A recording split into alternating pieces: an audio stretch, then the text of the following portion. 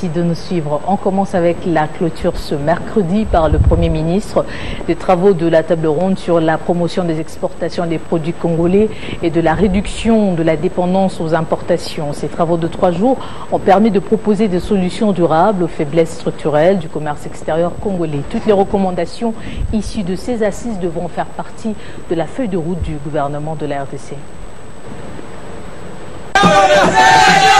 3 jours ont suffi pour clôturer les travaux de la table ronde sur la promotion des exportations des produits congolais et de la réduction de la dépendance aux importations. Il était question pour le Premier ministre Bruno Tshibala de circonscrire la raison d'être de ces assises. Un pays qui consomme ce qui ne produit pas, qui ne produit rien à vendre aux autres, qui se plaît à être un marché en plein air, où les autres viennent déverser leurs marchandises pour s'enrichir, condamne son propre peuple à l'esclavage et à la pauvreté perpétuelle.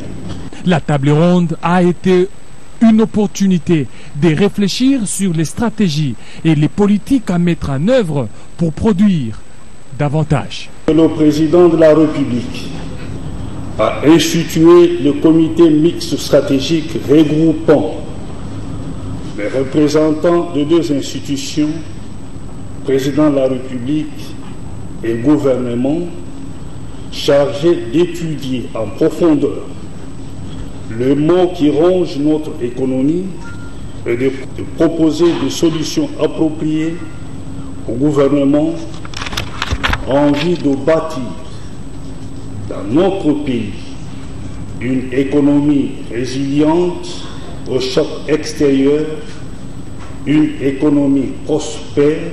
C'était aussi une occasion cruciale de proposer des solutions durables aux faiblesses structurelles du commerce extérieur, notamment les déséquilibres de la balance commerciale, la prédominance des produits primaires dans la structure des exportations, l'étroitesse de la gamme des produits agricoles et manufacturés exportés.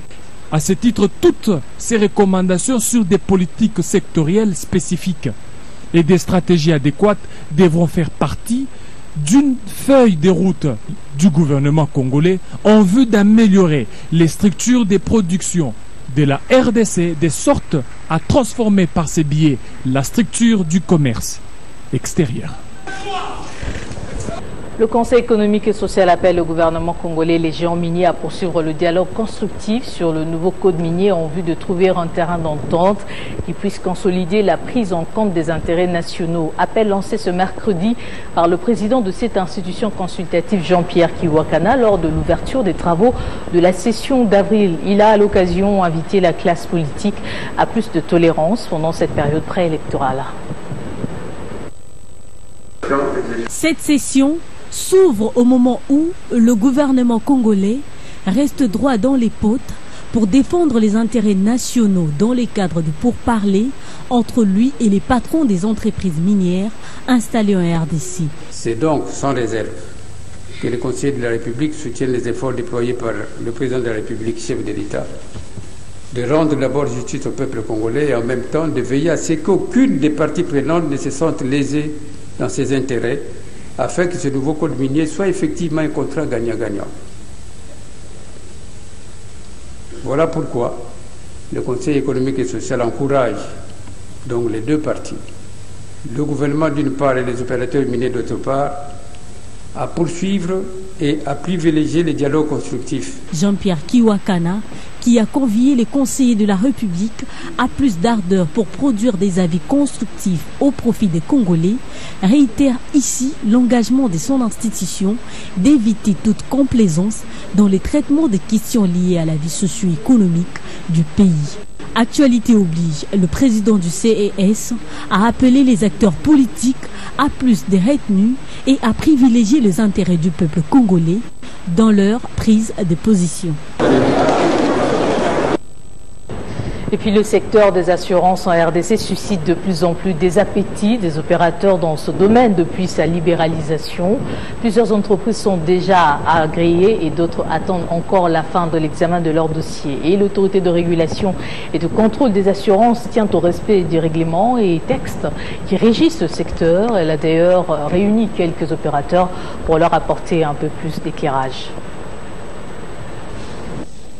Dans la salle où étaient conviés une dizaine de chefs d'entreprise dans le domaine des assurances, la tension était vive pour comprendre les explications des experts sur son nouveau marché en RDC, régi par un règlement bien adapté aux standards internationaux. Il était tout à fait logique pour nous d'aller discuter avec les futurs clients pour leur dire attention. Un domaine complexe mais juteux, où le respect des principes sera visiblement de rigueur en RDC, tout en garantissant la satisfaction de toutes les parties. Et l'ARCA, comme autorité de régulation, y veillera attentivement conformément aux exigences de la loi. Et après plusieurs réalisations depuis sa création, l'on n'entend toujours pas se frotter les mains. Nous avons deux règlements.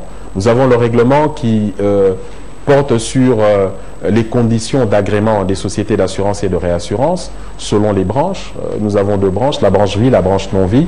Et nous avons un deuxième règlement, le R002, qui lui porte sur les matières pour l'autorisation des intermédiaires. C'est ça le dispositif dans le secteur des assurances. Vous avez les réassureurs, les assureurs et les intermédiaires qui offrent des services.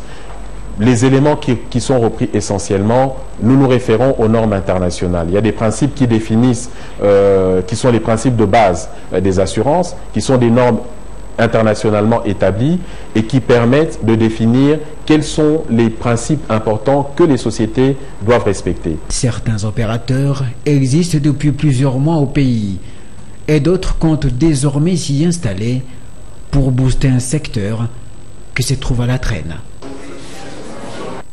La RDC a réagi officiellement à la résolution 2409 du Conseil de sécurité de l'ONU prorogeant le mandat de la MONUSCO. Lors de sa conférence de presse, le vice-premier ministre en charge des Affaires étrangères a fait savoir que le gouvernement s'attend à une plus grande performance et force de frappe du partenariat Brigade d'intervention FARDC avec des résultats palpables face aux groupes armés.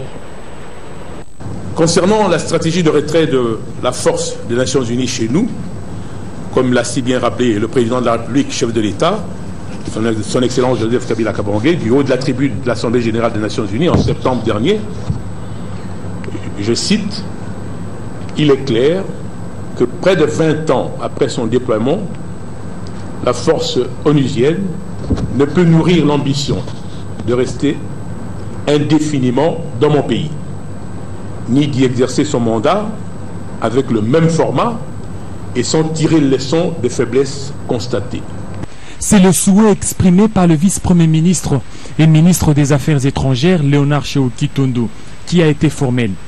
Par ailleurs, le chef de la diplomatie congolaise a donné également la position du gouvernement congolais quant à la résolution 2409 du Conseil de sécurité de l'Organisation des Nations Unies, qui renouvelle le mandat des forces onusiennes et dit avoir pris acte de la décision du Conseil et demande à la MONUSCO de protéger les civils et d'appuyer la mise en œuvre de l'accord.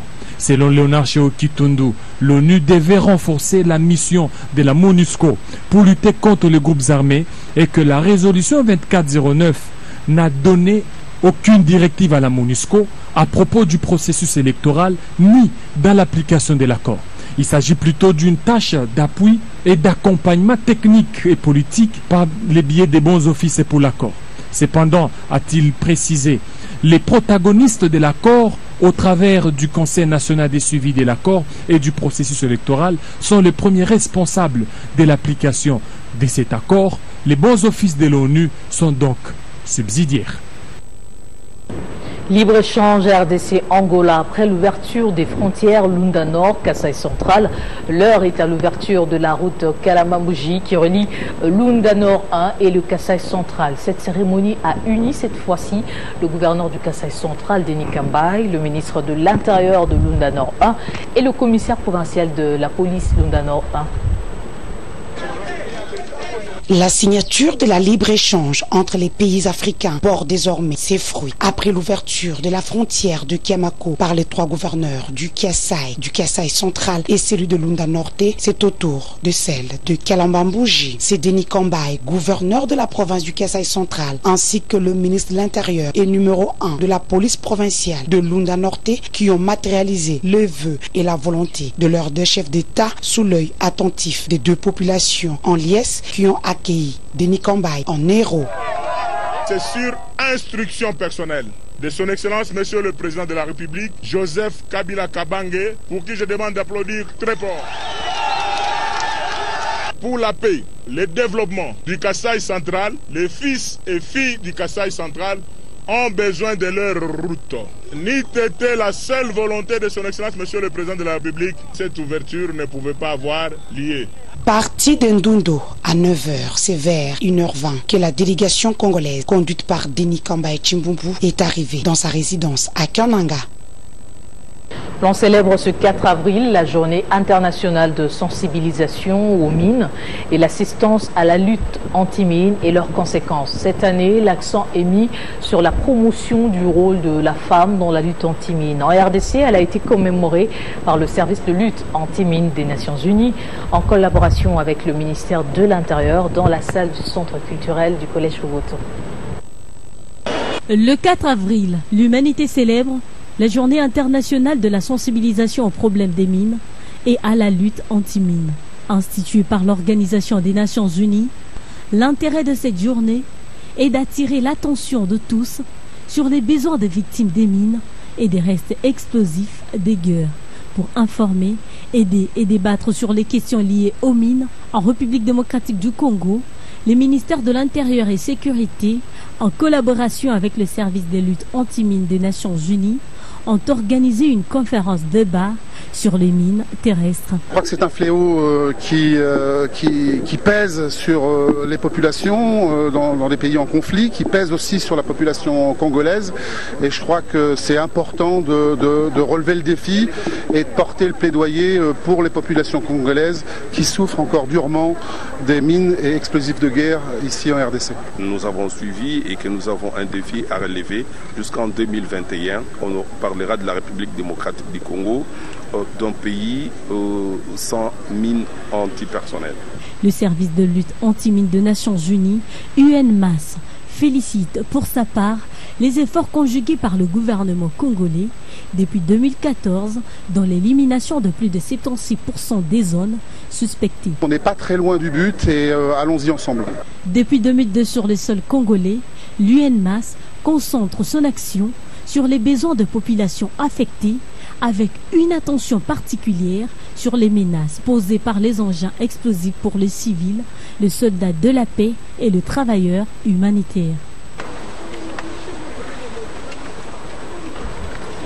Et au Nord Kivu, plusieurs entités restent à ce jour contaminées par des débris d'explosifs de guerre causés par la présence des troupes armées. Tenez, il s'agit des territoires de Walikale, de Rutshuru, de Massissi, Beni et Lubero, sans oublier la localité de Kamango où les rebelles d'ADF ont fabriqué des bombes artisanales. C'est la révélation faite ce mercredi à Goma par le coordonnateur de la protection civile dans cette province qui insiste sur une sensibilisation de la population dans cette partie du pays pour éviter que ces engins de mort ne fassent des dégâts. C'est sous le thème « Soutenons tous la participation de la femme et de la jeune fille dans l'action contre les mines et les restes explosifs de guerre en RDC » que la Journée internationale de la sensibilisation aux problèmes des mines et de l'assistance à la lutte anti-mines a été célébrée au Nord Kivu. Cette journée a été marquée par les témoignages des victimes des mines antipersonnelles. Le coordonnateur de la protection civile au Nord Kivu a révélé à cette occasion que suite aux conflits armés, la province du Nord Kivu a à ce jour plusieurs territoires contaminés par les restes explosifs de guerre. Il y a des endroits où on a caché des munitions il y a des endroits où on a piégé, il y a des endroits où on a oublié seulement parce qu'on était en fuite. Et tous ces enjeux exposent la population aux accidents, soit aux morts, soit à la perte de membres. C'est à cette occasion que nous sommes là pour essayer de sensibiliser la population qui nous occupe. Que notre zone est une zone de conflit. Notre zone est une zone exposée aux munitions. Je vais citer ici précisément la zone de Kamango, à Beni, où on confirme la présence de mines artisanales fabriquées par les AIDF. Et donc, cette zone n'est pas encore atteinte par les démineurs. Nous devons nous tous nous liguer pour que nous puissions arriver à faire du mieux et à protéger la population de cette entité contre ces accidents de mines antipersonnelles. Le gouverneur du Nord Kivu souligne pour sa part que la présence des mines antipersonnelles et les restes explosifs a une conséquence socio-économique sur la communauté. Plusieurs secteurs de la vie de la population nationale sont affectés, notamment l'inaccessibilité de cette population aux champs, aux points d'eau, aux institutions scolaires et hospitalières et bien d'autres sites. À cela s'ajoute la difficulté de la relance dans les zones contaminées, de la reconstruction des infrastructures de base. Notons que cette cérémonie organisée par le Centre congolais pour la lutte anti-mine s'est déroulée à la tribune de l'ONC à Goma. Rendons-nous dans le Haut-Katanga pour parler de la séance de vulgarisation ce mercredi organisée par la CENI autour de la machine à voter. Le gouverneur Célestin Pandé-Kapopo et quelques membres de son gouvernement étaient présents à la dite séance qui entre dans le cadre du processus électoral en cours. Cette séance de sensibilisation au processus électoral a vécu dans la salle de banquet du gouvernorat de province dans le Haut-Katanga. Ici, la machine à voter a été présentée aux gouverneurs et vice-gouverneurs, aux ministres provinciaux et les membres de leurs cabinets respectifs. D'emblée, la secrétaire exécutive provinciale de la Commission électorale nationale indépendante a fait l'état des lieux du processus électoral en cours. Mimi Mukulu-Moya a donc indiqué que 2 500 000 électeurs ont été enrôlés dans le Haut-Katanga et que bientôt débutera l'opération de nettoyage du fichier électoral. Ensuite, à travers une simulation de vote, elle a expliqué à l'assistance le fonctionnement et les avantages qu'offre la machine à voter. Le gouverneur Célestin Pandé-Kapopo s'est donc prêté à cet exercice. Il sera suivi par son vice-gouverneur Jean Kalenga Mambepa et la ministre provinciale du genre Mireille Lupandula. Par rapport à la machine à voter, les avantages sont nombreux. Nous insistons sur le format même du bulletin, parce que par le passé, vous voyez que le format était trop grand et trop volumineux, mais le bulletin que nous allons utiliser pour cette fois-ci, c'est un bulletin réduit et qui nous permet de faire les 3 votes au même moment. Après les gouverneurs, la CENI compte vulgariser l'usage de la machine à voter auprès de la population. Au total, 8 machines seront donc utilisées dans les 8 circonscriptions électorales de la province durant cette campagne de sensibilisation. On reste dans cette province où séjourne le coordonnateur de la visibilité du programme de la révolution de la modernité. Sur place, il a visité l'un des chantiers de la ville de Lubumbashi, le bâtiment du gouvernorat de cette province en finition de travaux. C'est sous la conduite du numéro 1 de la province du Haut-Katanga que M. Jean-Marie Kassamba a été invité à visiter le gigantesque chantier en phase de finition du gouvernorat de province. À première vue, le directeur général de Télé 50 est frappé par la beauté extérieure de cette énorme architecture de 5 étages et d'une mesure de 100 mètres sur 50. Du rez-de-chaussée en gagnant les escaliers, la beauté intérieure de l'ouvrage est tout aussi littéralement raffinée.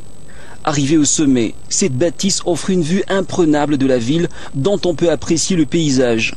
L'honorable Célestin Pandé-Kapopo a donc accordé un privilège à JMK de visiter ce bâtiment en lui fournissant des explications à l'image de ce que sera cet ouvrage à l'inauguration. Le chargé de visibilité de la vision de la révolution de la modernité initiée par le chef de l'État ne pouvait qu'être fasciné par ce qu'il a vu à Lubumbashi. Écoutez, je suis très impressionné d'abord de ces grands bâtiments au centre de Lubumbashi, impressionné par la qualité, mais aussi par l'immensité du bâtiment, par le côté historique, parce que le gouverneur vient de m'expliquer comment ça va être agencé, et ça démontre à suffisance que la province du Haut-Katanga est aujourd'hui bien piloté pendant cette période qui était très difficile. Il y a ici un gouverneur qui concrétise non seulement la vision du président de la République, mais qui est en train de changer la physionomie de la province et de la ville de Lubumbashi. Et donc c'est en tant que coordonnateur de la visibilité de cette vision du président, je le félicite pour ce travail, mais en même temps je conscientise nos compatriotes sur le fait que chaque fois s'il y a un leader qui arrive ici et qui fait ce genre de travail, il mérite de la reconnaissance. Le président de la République donne l'élan, c'est à chaque province de concrétiser cet élan. Et à mon humble avis, le gouverneur Pandé est en train de montrer à suffisance que malgré la difficulté, malgré parfois la situation difficile, on peut faire de grandes choses. Et donc nous allons relayer ces messages au plan national pour que ceux qui sont même à l'étranger voient que leur pays change avec ce genre de réalisation. De toute évidence, Jean-Marie Kassamba pense pour sa part que ceci démontre la grande vision et la volonté que Célestin Pandé-Kapopo porte pour l'avenir de la province du Haut-Katanga. Après plusieurs semaines passées en dehors du pays, le président de la Fondé Koki a regagné son fief de Kipushi. Victoire Ngoy a été accueilli par des milliers d'habitants. L'élu de ce territoire frontalier était porteur d'un seul message, celui de se préparer sérieusement aux élections prochaines.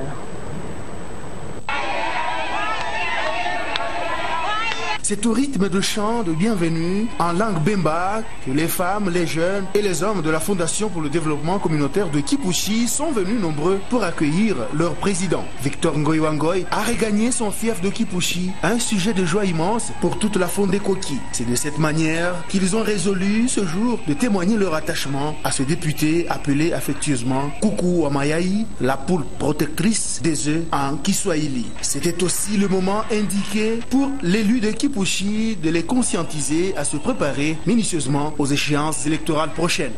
Ndio batakuwa bengi sana na mambo ya kabila. Sepuka milisema kabila yangu ni ya Yesu.